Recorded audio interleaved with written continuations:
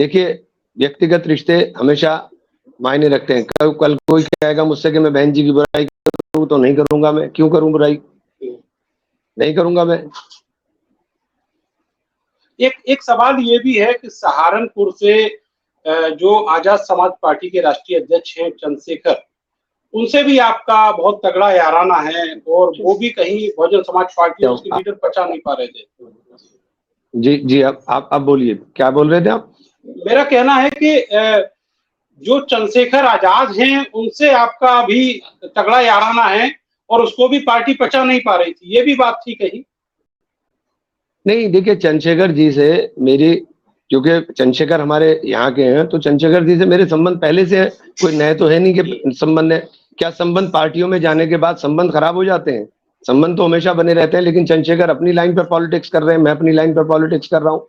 मैं बहुजन समाज पार्टी में था, मैंने कौन सा काम ऐसा किया जिससे चंद्रशेखर जी को फायदा मैंने पहुंचाने का काम किया हो, तो मुझे बता देते, तो मुझे भी आत्मचिंतन मंथन करने का मौका मिलता कि कहीं मुझे मौका मिला, मैं कभी चंद्रशेखर जी से मिला हूं या चंद्रशेखर जी के किसी कार्यक्रम को मैंने प्रमोट किया हो। अभी जब गोली लगी थी तो आप उनको देखने गए थे, क्या पार्टी से इसकी परमिशन लेनी पड़ती है?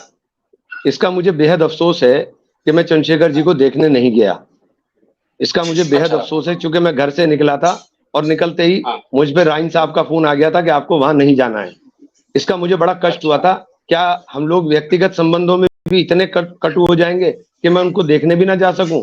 तो मैं उन्हें देखने नहीं गया। ये मेरे जीवन के अंदर बहुत कष्टकारी मोमेंट था कि मैं एक ऐसे साथी को जिसके गोली लगी हो और मैं उसे देखने भी नहीं जा सका, और मैं घर से निकल करके आधे रास्ते से गाड़ी से वापस आ गया।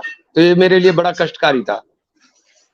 इमरान भाई, इस बात को लेकर के आपने पार्टी से विरोध भी दर्ज कराया था कि उनसे मेरे निजी संबंध है, मुझे जाना चाहिए था, लेकिन आपने रोका?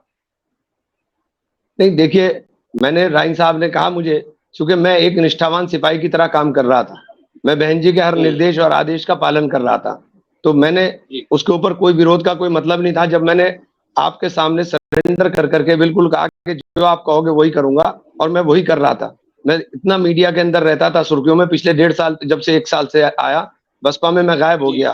कारण था कि मुझे मना किया गया कि आप मीडिया से थोड़ा परहेज करें, तो मैं मीडिया में भी नहीं रहा। तो मैंने तो जो उनका आदेश निर्देश हुआ उसका हर का 100% पालन किया।